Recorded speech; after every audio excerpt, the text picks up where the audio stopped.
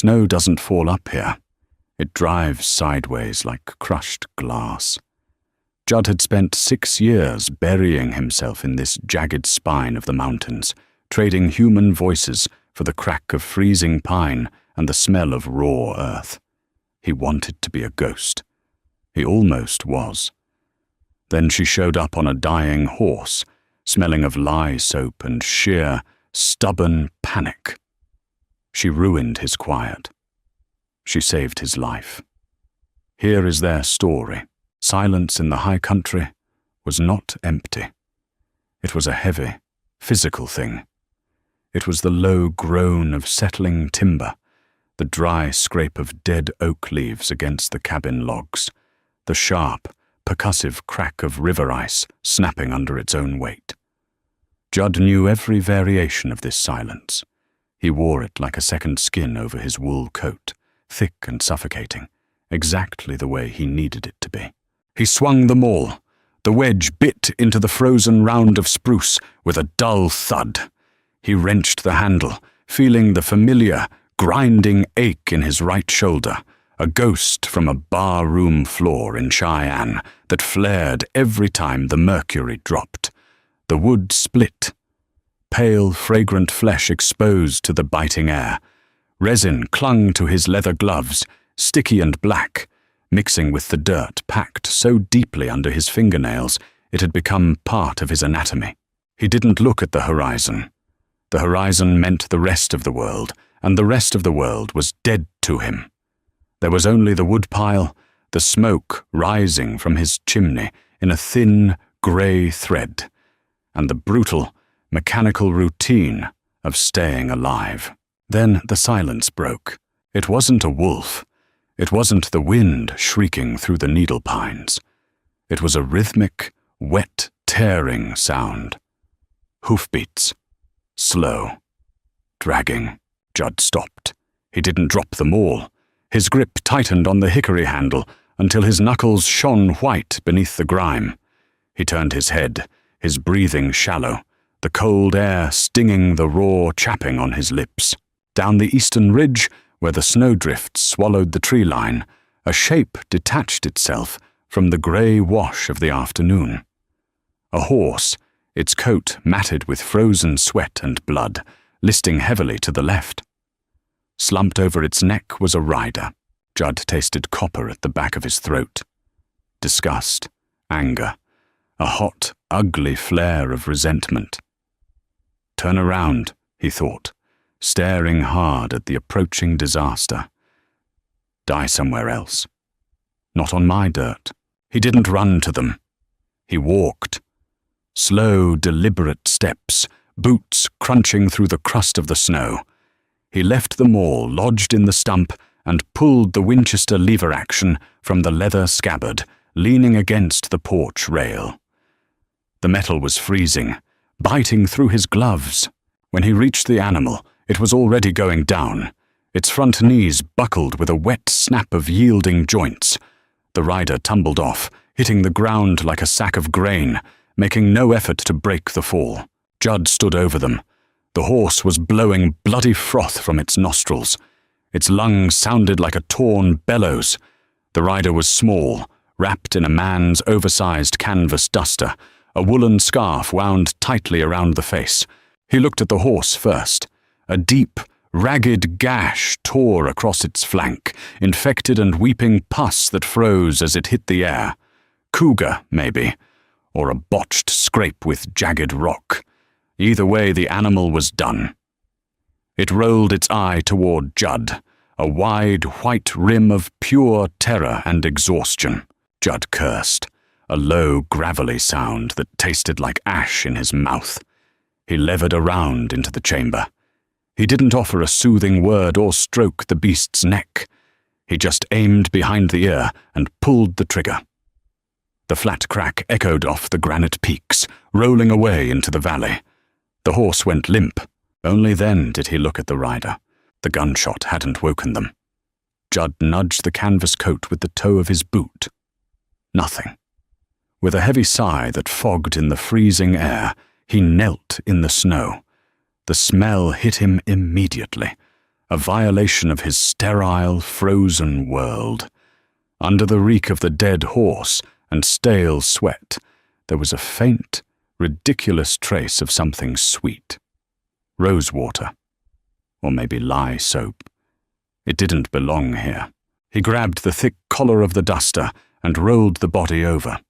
The scarf slipped down. It was a woman. Her lips were the color of bruised plums. Frost clung to her eyelashes, dark against skin that was painfully, terribly pale.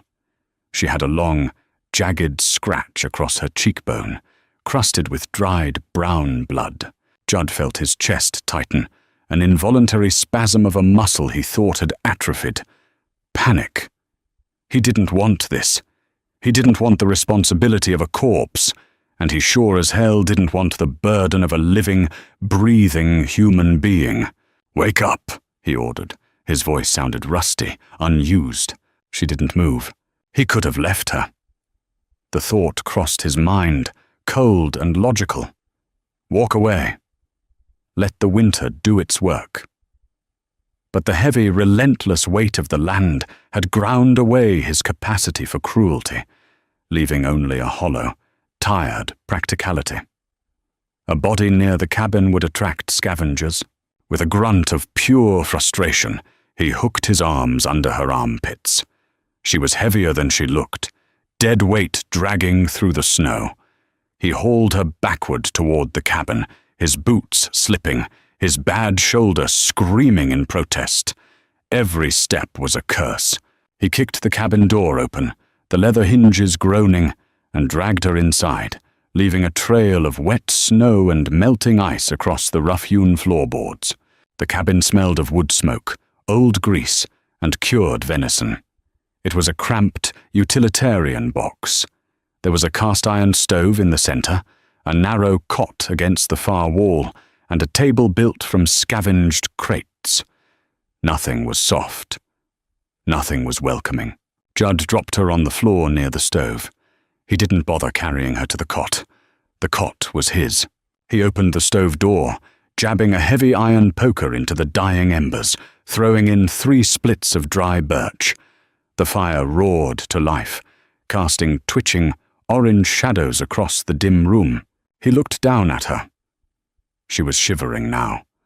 Violent, bone-rattling tremors that shook the oversized canvas duster. If she stayed in those wet clothes, the fire wouldn't save her. He knelt beside her, his movements jerky, resentful.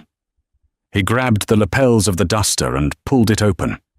Underneath, she wore a man's flannel shirt and denim trousers, both soaked through at the knees and hems. Her hands were bare, the skin cracked and bleeding around the knuckles. He hesitated. The rough fabric of her shirt felt foreign against his calloused palms. He didn't want to touch her. He didn't want to unbutton her shirt. It felt like an intrusion, a crossing of a line he had drawn in the dirt 6 years ago. "Do it yourself," he muttered to the unconscious woman. She offered a weak, rattling breath in response. Judd set his jaw.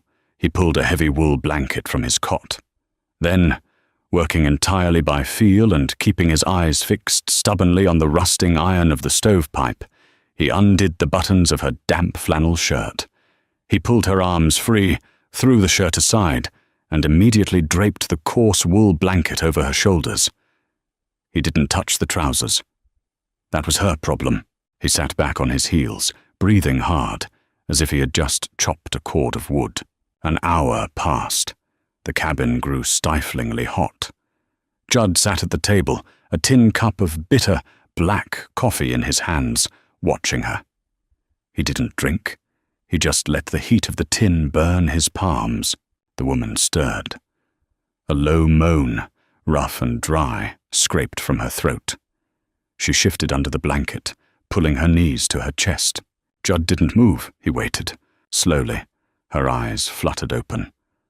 They were a muted, turbulent grey, like the sky right before a blizzard breaks. She stared at the ceiling, then at the roaring stove.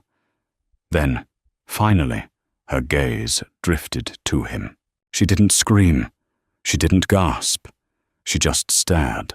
Judd stared back. He didn't offer a comforting smile. He didn't ask how she felt. "Where is my horse?" she asked. Her voice was barely a whisper, ragged and torn. Not "where am I?" Not "thank you." Judd took a slow sip of the scalding coffee. "Dead." The word dropped between them like a stone.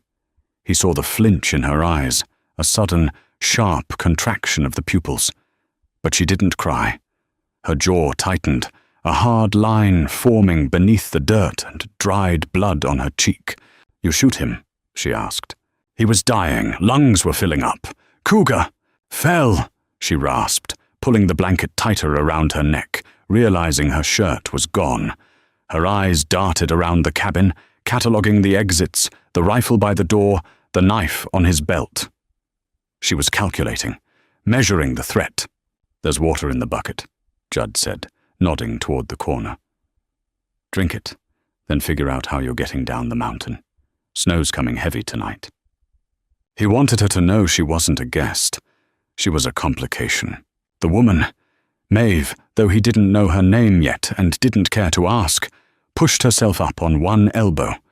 The blanket slipped, revealing the sharp, bony line of her collarbone. She winced, her face paling further. But she gritted her teeth and dragged herself toward the bucket.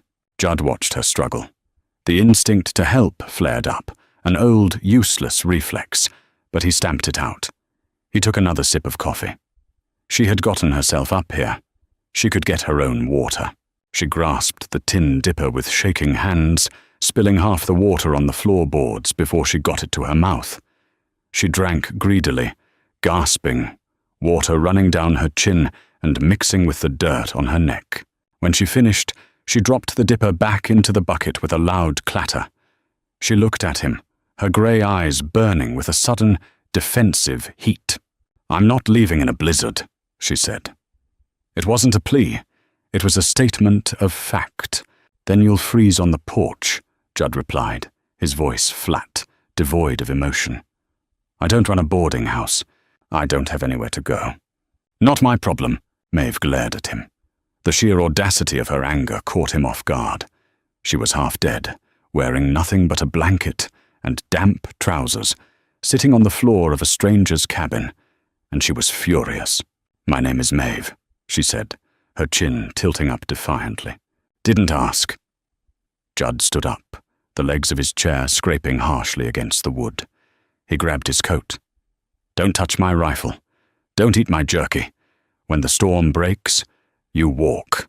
He walked out the door, slamming it shut behind him, stepping out into the biting, freezing wind. He stood on the porch, staring blindly at the whiteout conditions building over the peaks. His heart was hammering against his ribs. He hated the sound of her voice in his cabin. He hated the smell of her sweat and the lilac soap fading from her skin. He hated that she had looked at him not as a savior, but as an obstacle. But mostly, he hated that for the first time in 6 years, the cabin felt empty when he was outside it. The blizzard hit 2 hours later. It wasn't just snow. It was an assault. The wind howled like a wounded animal, throwing sheets of ice against the single glass window pane until it threatened to shatter. Judd was trapped inside. The air in the cabin had changed. It was thick, charged with an invisible, suffocating static.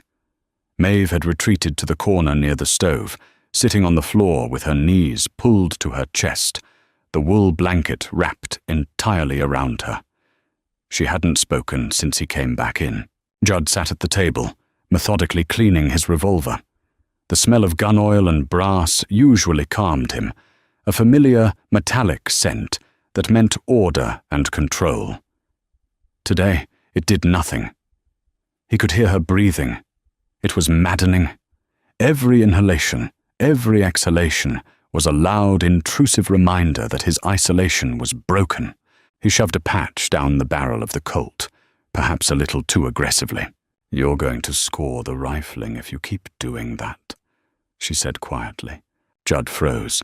He slowly pulled the cleaning rod out and looked at her. Her face was half hidden in the shadows of the blanket, but he could feel her eyes on him. "I know how to clean a gun," he growled. "Could have fooled me," she murmured, resting her chin on her knees. He set the gun down with a heavy thud. "You talk a lot for someone who's supposed to be grateful. I don't recall thanking you." "Yeah, I noticed." A heavy, oppressive silence fell over them again, underscored by the shrieking wind outside. The temperature in the cabin was dropping as the storm sucked the heat through the chinks in the logs. Judd stood up and walked to the woodbox. Empty. He swore under his breath. He had been so distracted by his own anger, he had forgotten to bring in the night's split wood from the porch. He threw open the heavy oak door. The wind instantly screamed into the cabin, bringing a swirling vortex of white snow and a blast of air so cold it felt like a physical punch to the chest. He stepped out onto the porch, grabbing an armful of split spruce, the coarse bark biting into his bare forearms. When he turned back, Maeve was standing. She had dropped the blanket.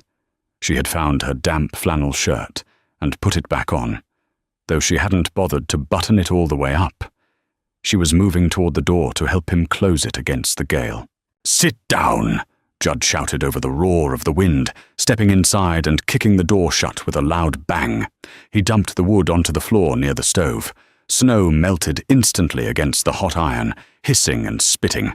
Maeve didn't sit down. She ignored his command completely. She knelt beside the pile of wood, picking up a heavy split of spruce. I said, "Sit down," he repeated, his voice dangerously low. "The fire needs feeding," she said calmly, opening the cast-iron door of the stove. The sudden blast of heat illuminated her face. She looked exhausted, her skin bruised and pale, but her hands were steady. She reached into the firebox to adjust a burning log, making room for the new wood. Judd saw it happen before he could stop it. The sleeve of her oversized flannel shirt dragged across the glowing iron rim of the stove door. There was a sharp hiss. The smell of scorching cotton and searing flesh instantly filled the cramped space. "Damn it!" Judd lunged forward. Maeve jerked her arm back, but she didn't scream. She just sucked in a sharp, hissing breath through her teeth. She clamped her left hand over her right forearm, dropping to her knees. Judd fell to his knees beside her. He grabbed her wrist, ignoring her flinch, and pulled her arm toward the light. The burn was ugly. A dark, angry welt of blistered skin stretched across her forearm. The fabric of the shirt melted into the edges of the wound. "You stupid, stubborn!" Judd cut himself off, his jaw clenching. He looked at her face. He expected tears. He expected the fragile breaking point of a woman who had lost her horse, nearly frozen to death, and just burned herself severely. She wasn't crying. Her jaw was locked, the muscles twitching, and her grey eyes were wide, staring at the wound with a clinical, detached sort of horror. But there were no tears. "It's fine," she whispered, trying to pull her arm away from his grip. "It's not fine, you idiot. You're cooking yourself," Judd snapped. He didn't let go of her wrist. For the first time, he really felt her skin. It wasn't soft. Beneath the burn, her arm was corded with lean muscle, the skin rough, peppered with old, faded scars. These were working hands. Hands that knew how to pull a cinch tight and dig a post hole. He felt a strange, terrifying lurch in his chest, a crack in the thick, glacial ice he had built around himself. "Stay still," he ordered, his voice losing some of its harshness. He reached to his belt, pulling the heavy hunting knife from its sheath. Maeve tensed, her eyes darting to the blade, a sudden flash of real fear crossing her face. "I'm cutting the sleeve," he muttered, reading her expression. "Fabric's melted to the burn. It's got to come off." She swallowed hard, nodding once. Judd worked carefully. He slid the cold steel under the edge of the burned flannel, keeping the sharp edge turned away from her skin. His large, calloused hands moved with surprising delicacy, a stark contrast to the brutal way he had dragged her through the snow hours ago. He could smell her again. The scent of burned cotton and scorched skin, mingling with the faint, persistent ghost of lye soap. He was so close he could see the faint pulse fluttering rapidly at the base of her throat. He cut the fabric away, peeling it back. Maeve let out a low, involuntary, shuddering breath as the cold air hit the raw burn. "Needs snow," Judd said gruffly. He stood up, scooped a handful of snow that had blown in by the door, and came back. He pressed the melting snow gently against her arm. Maeve gasped, her back arching slightly at the sudden biting cold. She looked up at him, her grey eyes locking onto his dark, guarded ones. For a second, the wind outside seemed to vanish. There was only the hiss of the snow melting against her skin, the crackle of the fire, and the heavy, terrifying friction of two people occupying a space meant for one. Judd realized his hand was shaking. Not from the cold, from the proximity, from the sudden, sharp realization that he didn't just want her gone anymore. He wanted to understand why she hadn't cried. He pulled his hand back, letting the snow fall away. He stood up abruptly, turning his back on her, putting the entire width of the small cabin between them. "There's a tin of lard on the shelf," he said to the wall, his voice rough and defensive once again. "Put it on there. Keep the air off it." He didn't look at her as she moved to the shelf. He couldn't, because if he looked at her again, he might have to admit that the utter isolation he had craved for 6 long years was starting to feel exactly like a prison. And she held the key. The cabin shrank. It wasn't a trick of the light. It was a physical reality dictated by the storm. By the second day of the blizzard, the walls felt like they were leaning inward. The single window was buried under a thick crust of rime ice, reducing the daylight to a sickly, bruised grey. The only illumination came from the erratic, flickering glow of the stove. Judd paced, 3 steps from the cot to the table, 2 steps from the table to the door. Turn. Repeat. The floorboards creaked under his boots, a rhythmic, maddening metronome ticking away the hours. Maeve sat in the corner. She had claimed a space between the woodbox and the wall, out of his direct line of sight, but constantly in his peripheral vision. She was a master of making herself small. It irritated him. He was used to the silence of isolation, a silence he controlled. This was the silence of a held breath. The air was heavy, thick with the smell of wood smoke, stale sweat, and the sharp, medicinal tang of the lard slathered on her arm. "You're going to wear a groove in the floor," she said. Her voice was raspy, dry from the overheated air. Judd stopped halfway to the door. He didn't look at her. He stared at the frosted iron hinges of the heavy oak door. "You're breathing my air. I'll try to breathe less." He turned, his jaw working. She was sitting with her knees pulled up, resting her uninjured arm across them. The right sleeve of her flannel shirt was still hacked off at the elbow. The burn looked angry, a raw, weeping stripe of blistered flesh that made his own skin itch in sympathy. "Let me see it," he demanded, his voice flat. She pulled her arm back, pulling the wool blanket higher over her shoulder. "It's fine. I didn't ask how it was. I said, let me see it." He walked over to her, his heavy boots thudding against the wood. He loomed over her for a second, feeling the heat radiating from the stove and the subtle, nervous tension radiating from her. He dropped to one knee. She hesitated, her grey eyes searching his face. She was looking for malice, or maybe just assessing his patience. Whatever she found, it made her slowly extend her arm. Judd didn't touch her skin. He leaned in, inspecting the burn. The lard had kept the air off, but the edges were red and inflamed. It wasn't infected yet, but in this dirt-packed cabin, it was only a matter of time. "Needs washing," he grunted. "With what?" she shot back. "The drinking water? I'll melt snow." He stood up, turning away before he could register the faint, trembling relief in her posture. He hated that he noticed it. He grabbed an empty cast-iron pot, opened the door just enough to scoop a pile of driven snow from the threshold, and shoved it back shut against the howling wind. He slammed the pot onto the stove. They waited in silence as the snow collapsed into hissing water.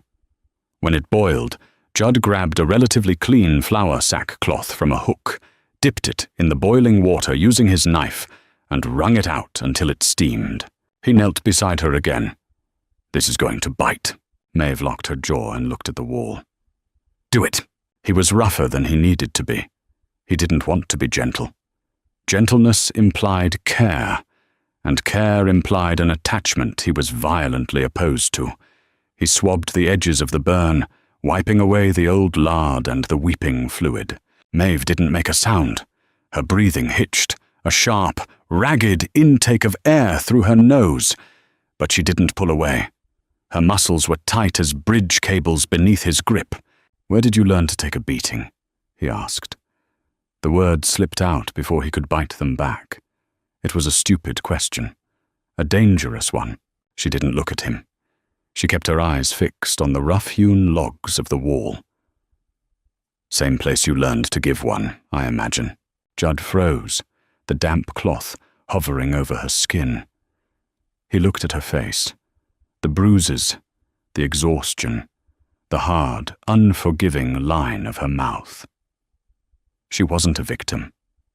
She was a survivor. And survivors were dangerous because they would do anything to keep breathing. He threw the rag into the pot. "Put more lard on it," he muttered, standing up and retreating to his chair. The wind shrieked outside, rattling the tin chimney pipe. Inside, the distance between them felt wider than the Wyoming territory and infinitely more treacherous. The silence woke him. It wasn't the heavy, suffocating silence of the storm. It was a sharp, ringing emptiness. The wind had died. Judd sat up on the cot, his bad shoulder screaming as he braced his weight. The fire had burned down to embers, leaving the cabin freezing. His breath plumed in the dim light. He looked toward the stove. Maeve was curled into a tight ball on the floor, shivering beneath the thin wool blanket. She looked smaller in the cold, defenseless. He threw his legs over the side of the cot, pulled on his boots, and walked to the door. He unlatched it and shoved. It didn't move. A solid wall of drifted snow had packed against the wood, sealing them in. Judd cursed quietly. He stepped back, raised his boot, and kicked the heavy oak planks near the latch. Once. Twice. On the third kick, the snow gave way. The door swung outward, crunching through the drift. The light was blinding, a pure, violent white that seared his retinas. He threw up a hand, squinting against the glare. The world had been erased. The jagged peaks, the pine trees, the eastern ridge, everything was buried under 3 feet of seamless, glittering powder. "We're buried," a voice rasped behind him. He turned. Maeve was standing near the stove, clutching the blanket around her shoulders. Her teeth were chattering. "Just the porch," Judd said, turning back to the snow. Wind banked it against the cabin. He didn't wait for her to speak again. He grabbed a flat-bladed grain shovel from the corner and stepped into the waist-deep drift on the porch. The cold was an immediate physical shock, biting through his denim trousers. He began to dig. The snow was light and dry, easy to move, but endlessly shifting back into the trench he carved. He worked methodically, the exertion warming his blood, the mechanical rhythm of scoop and throw clearing his head. He didn't think about the woman inside. He thought about angles, leverage, and clearing a path to the woodpile. 40 minutes later, he broke through the drift and reached the stacked spruce. He leaned on the shovel handle, his chest heaving, sweat freezing to his brow. He heard a scraping sound. Judd turned around. Maeve was standing in the doorway. She had put on his oversized canvas duster over her clothes. In her good hand, she held the iron fire poker. She was dragging a heavy piece of split wood across the threshold with the hooked end of the iron. "What are you doing?" he barked, his breath smoking in the frigid air. "Fire's dead," she said, not looking up as she wrestled the log over the doorframe. "I'll do it. Drop it." She ignored him. She hauled the wood inside, leaving a trail of loose snow on the floorboards. Judd marched back to the porch, grabbed an armful of wood, and ducked into the cabin. He dumped it aggressively next to the stove. "I told you to leave it," he said, rounding on her. She turned to face him, leaning heavily on the fire poker like a cane. Her face was pale, but her grey eyes were hard. "I'm not useless. Didn't say you were. Said I'd do it. I don't need you to do everything for me. You're in my house." He stepped closer, towering over her. "You eat my food, you burn my wood. You'll do what I say." She didn't flinch. She tilted her chin up, meeting his stare. "I'll earn my keep, but I won't sit in the corner like a beaten dog waiting for scraps." Judd stared at her. The air crackled between them, thick with a sudden, localized heat that had nothing to do with the stove. She was stubborn, infuriating, and entirely unbreakable. He wanted to shake her. He wanted to throw her out into the drift. He turned his back on her, grabbing a handful of kindling and shoving it into the firebox. "Fine," he growled, striking a match. "You want to work? You can scrub the floor. It smells like a wet mule in here." "Yours or mine?" she shot back. Judd stopped. He looked over his shoulder. The flame of the match licked at his fingers, burning his skin. He didn't drop it. He just stared at her. A strange, choked sound catching in his throat. It was a laugh. A rusty, harsh, entirely involuntary bark of laughter. Maeve's eyes widened slightly in surprise, the hard line of her mouth softening just a fraction. He shook the match out and tossed it into the stove, turning back to the fire before she could see the sudden, panicked realization in his eyes. He wasn't angry anymore. That was the problem. The truce lasted until nightfall. The temperature plummeted as the sun dipped behind the western ridges, casting long, bruised shadows across the snow. Judd had managed to clear a path to the outhouse and the frozen stream. Maeve had managed to boil a pot of pinto beans and salt pork without setting herself on fire again. They ate in silence at the cratewood table. It was the first time they had sat across from each other. Judd focused on his tin plate, aggressively ignoring the way the lantern light caught the hollows of her cheeks. Then the howl started. It was a low, mournful note that rose into a sharp, staccato yip, followed instantly by a chorus of answering cries. The sound was thin and hungry, drifting down from the eastern ridge. Judd's fork clattered onto his tin plate. He went perfectly still. Maeve looked up, a spoonful of beans halfway to her mouth. "Wolves?" "Yeah," Judd muttered, standing up slowly. He pushed his chair back, his eyes moving to the window. It was pitch black outside. "Are they close?" "Too close. They found the horse." He walked to the corner, pulling his heavy wool coat off the peg. He grabbed his gun belt, buckling it around his waist with practiced, fluid motions. The heavy Colt settled against his thigh. "Will they come here?" Maeve asked. There was no panic in her voice, just a cold calculation, not if they're eating. But a dead horse brings out every scavenger in a 10-mile radius. Bears are mostly denned up, but a desperate cat might try its luck. Or coyotes. He pulled the Winchester lever action from its scabbard. "I don't want them getting comfortable 100 yards from my front door. Once they strip the carcass, they'll come looking to see what else smells like meat." He racked the lever. The metallic clack-clack was loud in the small room. "I'm going out," he said, walking towards the door. "Wait." Judd turned. Maeve was standing up.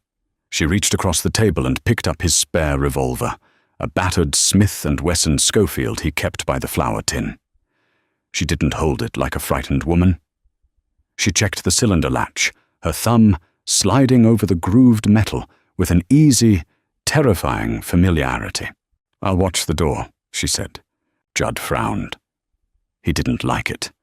He didn't like her touching his things, and he especially didn't like the cold, dead-eyed competency she displayed holding a weapon. It spoke of a past he desperately wanted to remain ignorant of. "Don't shoot me," he grunted, pulling the door open. "Don't give me a reason to." He stepped out into the biting cold. The moon was high and full, reflecting off the pristine snow and lighting the valley floor like a ghost day. The howling had stopped, replaced by a much worse sound, the wet, tearing snarls of animals fighting over meat. Judd moved quietly, keeping to the shadows of the pines. The snow squeaked under his boots, a sound he couldn't completely muffle. The air tasted of ice and raw copper. He crested the slight rise near the tree line and looked down into the depression where the horse had fallen. There were 5 of them. Timber wolves, massive gaunt shapes moving like fluid shadows over the carcass. One of them, a large male with a torn ear, snapped at a smaller female, driving her back from the exposed ribs. Judd didn't want to kill them. He respected the predators. They belonged here. He didn't. But survival in the high country was a zero-sum game. He raised the Winchester, settling the iron sights just above the large male's shoulder. He didn't aim to kill. He aimed for the snowbank 3 feet to the wolf's left. He pulled the trigger. The rifle cracked, a violent eruption of noise and fire that shattered the fragile silence of the valley. The snow exploded in a geyser of white powder beside the alpha male. The pack scattered instantly. They didn't run far, disappearing into the dense brush of the tree line, their yellow eyes flashing in the moonlight as they stopped to assess the threat. Judd levered another round into the chamber, the brass casing spinning away into the snow. He fired again, this time into the trees, shattering a dead branch above their heads. That was enough. The wolves broke, melting away into the dark timber, leaving the ruined carcass behind. Judd stood there for a long moment, the rifle smoking in his hands, listening to the heavy, echoing silence return to the mountains. The adrenaline slowly bled out of him, leaving behind a cold, hollow exhaustion. He turned around and walked back toward the cabin. As he approached the porch, the door opened. Maeve stood in the threshold, silhouetted by the warm, orange light of the stove. The Schofield was still in her hand, hanging casually by her side, but her posture was rigid. She watched him trudge up the steps, her eyes tracking his movements. "They're gone?" she asked quietly. "For now." Judd stopped at the bottom of the steps, looking up at her. She looked tired. Deeply, fundamentally tired. The harsh light highlighted the dark circles under her eyes and the sharp, unforgiving angles of her face. But standing there in the doorway of his cabin, holding his gun, she didn't look like an intruder anymore. She looked like she belonged there. The thought terrified him more than the wolves. Judd stepped up onto the porch, brushing past her into the warmth of the cabin. He didn't say a word. He took the Schofield from her hand, his fingers brushing hers for a fraction of a second. Her skin was freezing. He set the guns down, stripped off his coat, and went to the stove to pour a cup of bitter, tar-black coffee. Maeve closed the door, bolting the heavy iron latch. She stood by the woodbox, rubbing her good hand over her face. "You didn't shoot to kill," she observed, her voice barely above a whisper. Judd took a sip of the scalding coffee, letting it burn a path down his throat. "Bullets cost money. Noise is free. You have a soft spot for strays." He lowered the tin cup, turning his head to look at her. His dark eyes were hard, entirely devoid of warmth. "I don't have a soft spot for anything. I just don't kill unless I have to." Maeve held his gaze for a long moment. Then she gave a slow, imperceptible nod. "I'll remember that," she said, turning away to pull her blanket from the floor. Judd watched her settle back into her corner, staring at the scarred, bruised line of her shoulders. The cabin was warm again, smelling of salt pork and coffee, but he knew he wasn't going to sleep tonight. The perimeter had been breached, and the most dangerous thing on the mountain wasn't outside in the dark. It was sitting 3 feet away from his stove, quietly breathing his air. The thaw didn't arrive with warmth. It arrived as a sound. It started on the 4th morning after the wolves. A slow, erratic tick-tick-tick hitting the porch boards. Judd lay on his cot, staring at the rough-hewn beams of the ceiling, listening to the agonizingly slow melt of the rime ice on the eaves. It was a maddening noise. It meant the static, frozen permanence of the blizzard was over. It meant the world was moving again. He didn't want it to move. He swung his legs out from under the heavy wool blankets, his joints popping in the frigid air. The fire had died down to a dull, pulsing orange eye in the belly of the stove. Maeve was already awake. She sat at the table, wrapped in her duster, meticulously running a whetstone over the blade of a small pocket knife she had scavenged from her saddlebags before the horse died.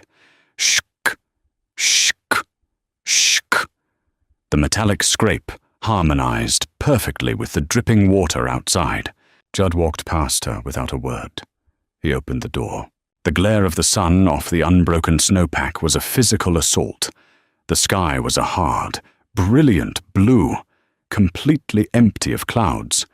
The temperature was still well below freezing, but the direct sunlight was baking the roof, turning the bottom layer of snow into slick ice.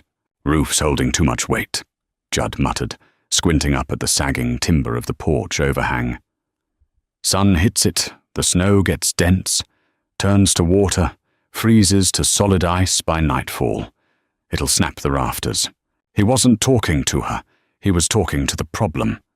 But Maeve stopped the rhythmic scraping of the whetstone. She snapped the pocket knife shut and stood up. "I'll take the shovel," she said. Judd turned his head. He looked at her right arm. The sleeve of her shirt was still hacked off. The burn was healing into a tight, glossy stretch of pink skin, puckered at the edges. "You can't lift snow with that," he said flatly. "I can lift it left-handed. You'll throw your back out and I'll have to drag you back inside." Maeve stepped onto the porch, her boots crunching on the thin layer of ice that had formed overnight. She grabbed the long-handled scoop shovel leaning against the log wall. She didn't argue. She just gripped the ashwood handle, her left hand low near the blade, her right hand resting lightly near the top for balance. She began to scrape the heavy, wet snow off the low edge of the porch roof. It was awkward, disjointed work. Her breath plumed in the cold air as she grunted with the effort of throwing the slush over the rail. Judd watched her for 10 seconds. Anger flared in his chest, a hot, useless anger at her sheer, pig-headed stubbornness. He grabbed the heavy iron braking bar from the corner and stepped out beside her. They worked in silence. The only sounds were the scrape of metal on ice, the heavy thud of displaced snow hitting the drifts below, and the harsh, ragged sound of their breathing. Judd took the high sections, using his height and the heavy iron bar to fracture the solid plates of ice clinging to the shingles. He swung with a brutal, mechanical efficiency. He wanted to exhaust himself. He wanted to burn out the tight, anxious knot in his chest that had been growing ever since she walked into his cabin. An hour passed. The sun climbed higher, glaring off the white valley. Sweat trickled down the side of Judd's face, freezing into his beard. He moved to the edge of the porch roof, raising the heavy iron bar over his head to smash a thick dam of ice, blocking the gutter. "Move back," he barked at Maeve, who was shoveling the debris near his boots. She stepped backward, but the porch floor was slick with half-frozen slush. Her heel caught on a warped floorboard. Judd saw her balance shift. He saw the shovel slip from her grip. He saw her right arm fly out instinctively to catch herself on the log rail. The bad arm. He dropped the iron bar. It hit the porch with a deafening clang. He didn't think. He lunged. His heavy leather boots skidded on the wet wood. But he reached her before she hit the rail. He grabbed the thick canvas of her duster with his left hand, his right arm wrapping violently around her waist, hauling her backward. The momentum carried them both. Judd hit the log wall of the cabin hard, the breath punching out of his lungs in a sharp grunt. Maeve crashed against his chest. They stopped. The silence that followed was entirely different from the silence of the snow. It was vibrating. It was alive. Judd was pinned against the wall. Maeve pressed flush against him. He could feel the rapid, frantic hammering of her heart through the layers of wool and canvas. He could feel the sharp ridge of her spine against his forearm. She was looking up at him, her grey eyes wide, the pupils blown out, capturing the stark reflection of the snow. He forgot to let go. He was breathing hard, the steam of his breath mingling with hers. The smell of her hit him, not the smoke or the lard or the dirt, but the underlying vital scent of skin and adrenaline. It was paralyzing. For 6 years, the only physical contact he had known was the recoil of a rifle or the kick of a dying animal. Now, there was a woman in his arms, her hands gripped tightly onto the lapels of his coat. He looked down at her mouth. The bruised, chapped line of her lips was slightly parted. He felt a terrifying, gravitational pull, a primal, desperate urge to close the distance, to taste the heat of another living thing, to shatter the isolation once and for all. Maeve didn't pull away. Her grip on his coat tightened. Her eyes searched his face, reading the sudden, violent war happening behind his dark eyes. Judd's jaw clenched. The muscles in his neck stood out like steel cables. He abruptly let go of her waist. He stepped sideways, pushing himself off the log wall, putting a foot of freezing air between them. "Watch your footing," he growled, his voice an octave lower, harsh and unsteady. He didn't look at her. He bent down, picked up the iron-breaking bar, and turned his back, staring out at the blinding expanse of the valley. His hands were shaking. He gripped the cold iron until his knuckles turned white, wishing the freezing metal could somehow cool the sudden, suffocating heat in his blood. That night, the cabin felt smaller than it ever had. The air was thick with the unsaid. Judd sat at the table, a bottle of rye whiskey in front of him. He rarely drank. Alcohol blurred the edges, and surviving up here required sharp edges. But tonight, his edges were already cutting him to ribbons. He pulled the cork out with his teeth, spat it onto the table, and poured a generous measure into his tin coffee cup. Maeve was sitting on her cot, his cot, which he had surrendered to her 2 days ago without a word. She was staring at the flames dancing behind the grating of the stove door. Judd poured a second measure into a spare tin cup. He slid it across the rough planks of the table. It stopped near the edge, waiting. Maeve looked at the cup, then at him. She didn't hesitate. She stood up, walked to the table and sat in the chair opposite him. She picked up the cup and took a slow, deliberate sip. She didn't cough, though the rye was cheap and burned like turpentine. "Horse was branded," Judd said. His voice broke the silence like a dropped plate. Maeve set the cup down. She ran a thumb over the rim. "Circle bar. That's a big outfit down in the basin, run by a man named Corbin. Heard he doesn't sell his stock." "He doesn't. So you stole it." "I took it," she corrected quietly. "I earned it 10 times over." Judd took a drink of his rye. The liquid fire settled hot in his stomach. Corbin isn't the kind of man to let a horse go on a technicality. He strings horse thieves up from the nearest telegraph pole. He wouldn't string me up. Maeve looked down at her hands, turning them over to look at the cracked, calloused palms. He'd just drag me back, put me back in the kitchen, back in his bed when it suited him. Judd stopped breathing for a second. His hand tightened around the tin cup. The urge to break something, to shatter the bottle against the wall, to splinter the table with his bare hands, rose up in him, dark and violently protective. It disgusted him how quickly he wanted to kill a man he had never met, all for a woman he claimed to want gone. "You his wife?" Judd asked, the words tasting like gravel. I was his property. She looked up, her grey eyes flat, devoid of self-pity. My father owed him money. A lot of it. The winter of '82 wiped out our herd. Father took a loan from Corbin to buy feed. The feed was rotten. The cattle died anyway. When Corbin came to collect, Father put a shotgun in his mouth and let Corbin take the deed to the ranch. She paused, taking another slow sip of rye. And everything on it. Judd stared at her. He looked at the jagged scar on her cheekbone. He looked at the burn on her arm. He looked at the hard, unyielding set of her shoulders. She hadn't been running from the weather. She had been running for her life. I waited 3 years, she continued, her voice remarkably steady. Cleaned his floors, cooked his meals, learned his schedule. When he rode out to Denver for a Cattlemen's Association meeting, I took the best horse in his stable and rode straight up the spine of the mountains. You rode into a blizzard. I preferred the snow to him. Judd finished his whiskey. He set the cup down carefully. He'll track the horse. The horse is under 6 feet of snow in a valley he doesn't know exists, Maeve said. By the time the thaw melts the drifts enough to find the carcass, the wolves will have scattered the bones. She leaned forward, resting her elbows on the table.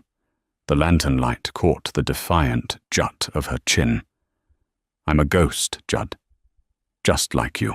He flinched. The words hit entirely too close to the bone. I'm not a ghost, he muttered defensively. I just like the quiet.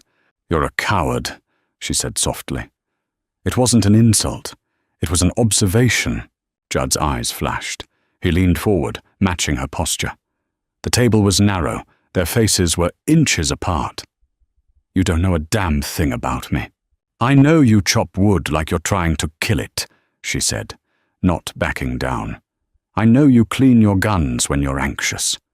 I know you hide up here where the air is too thin to breathe because it's easier to fight the mountain than it is to deal with whatever broke you down in the valley. The truth of it hit him like a physical blow. He wanted to yell at her. He wanted to tell her to get out.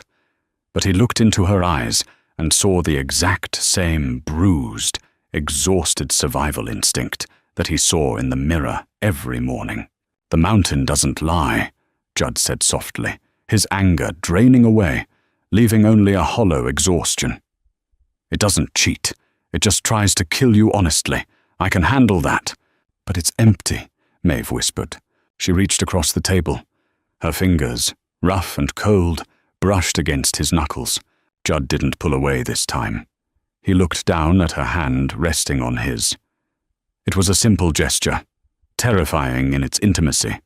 The friction of survival was giving way to something far more dangerous. Understanding. Yeah, he breathed, closing his eyes against the sting of the lantern light. It's empty. The next 3 days brought a rapid, aggressive melt. The frozen creek cracked open, rushing with dark, freezing water. The snowpack shrank, exposing the dead, brown grass of the high meadows. The pass was open. Judd knew it. Maeve knew it.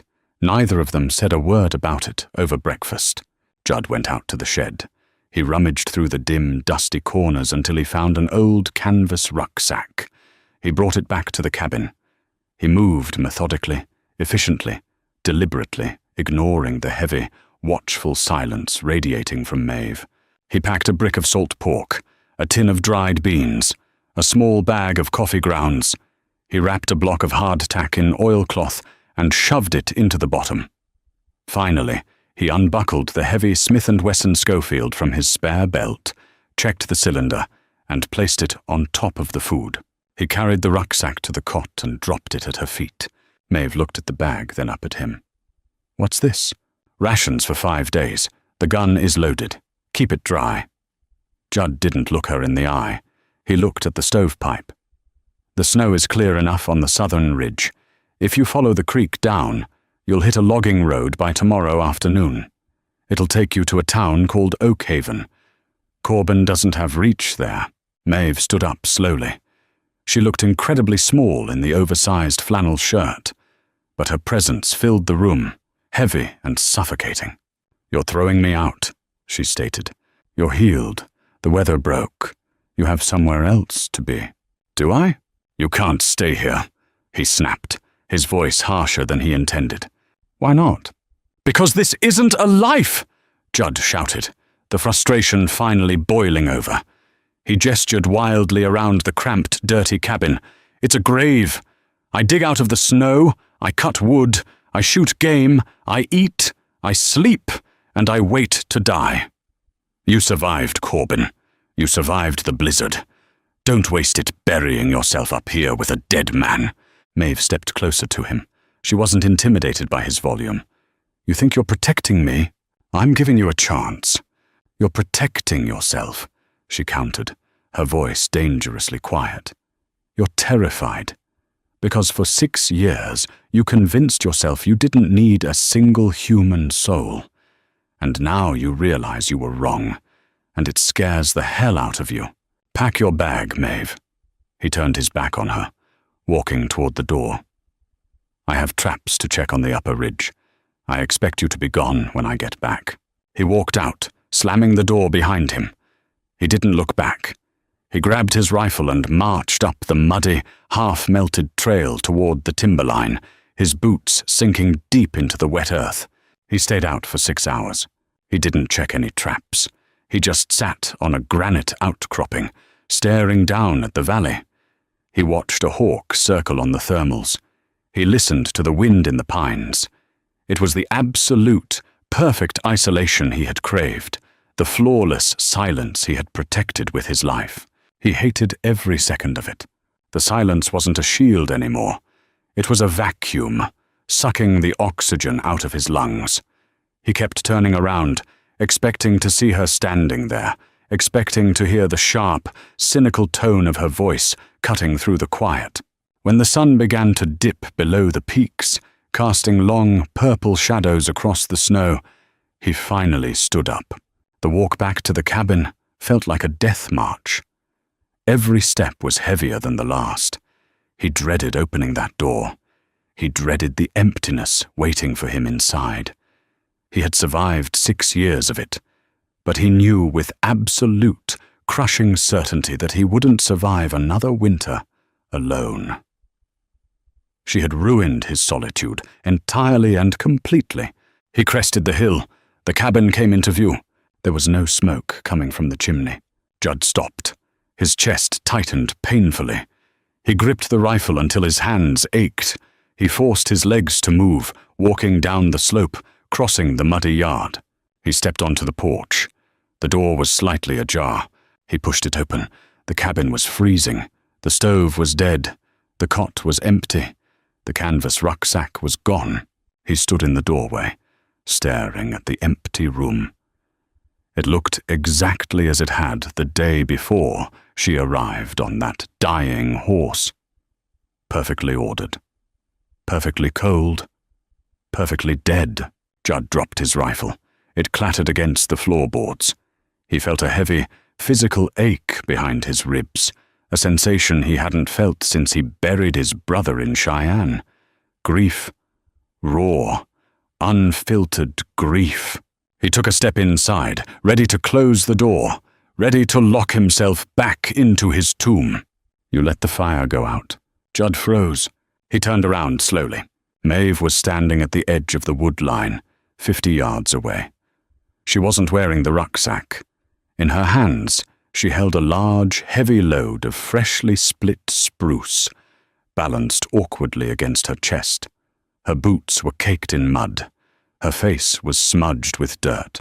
She walked across the yard, her gait slow but steady, until she reached the bottom of the porch steps.